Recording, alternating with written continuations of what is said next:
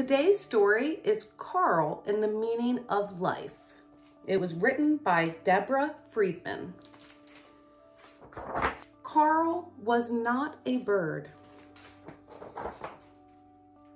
Carl was not a bear or a beaver. Carl was an earthworm.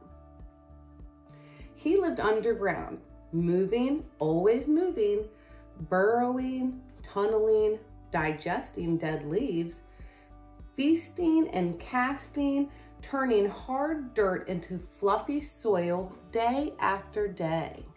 Here he is moving through. Why?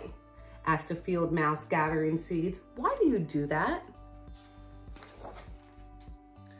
Why? Carl did not know why, but now he needed to find out. So Carl stopped making fluffy soil. I'll be right back, he told the field mouse. He spotted a rabbit. Maybe she knew. Why do I do what I do? He asked her.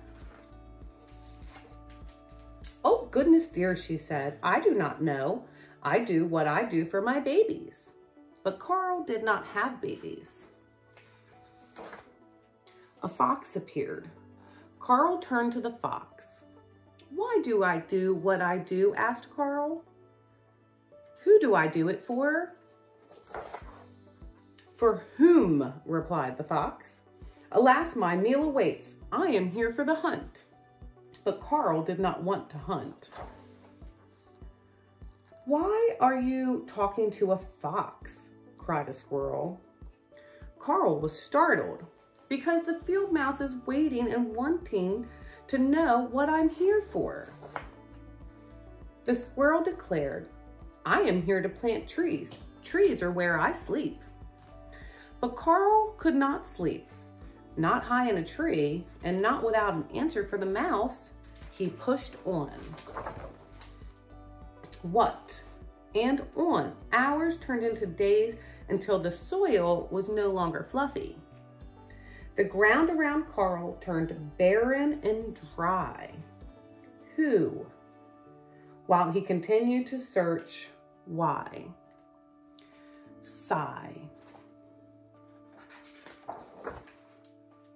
But the birds had flown off to find grasses and fluff. The bear trundled away to look for berries. Soon there was nobody left to talk to. What about me? Cried Carl. The clouds were silent, so was the air. I will never find out, he sniffled. Then Carl sniffle echoed, followed by a squeak.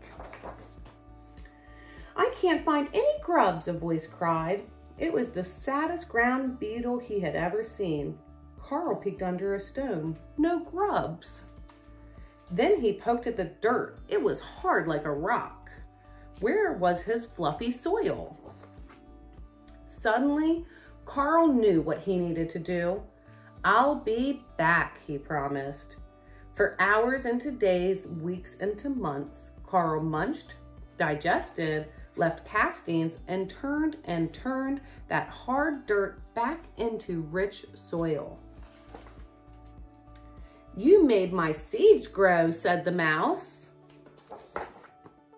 Clover blossomed once again, and the rabbit came back with her kids. The squirrel returned to plant new trees. The fox was lured by the hunt, all of them able to do what they do. How? Well, why not? Asked Carl. The end. Thanks for joining me for story time today. It's one of my favorite stories that shows you, no matter how small, everyone has a part to play.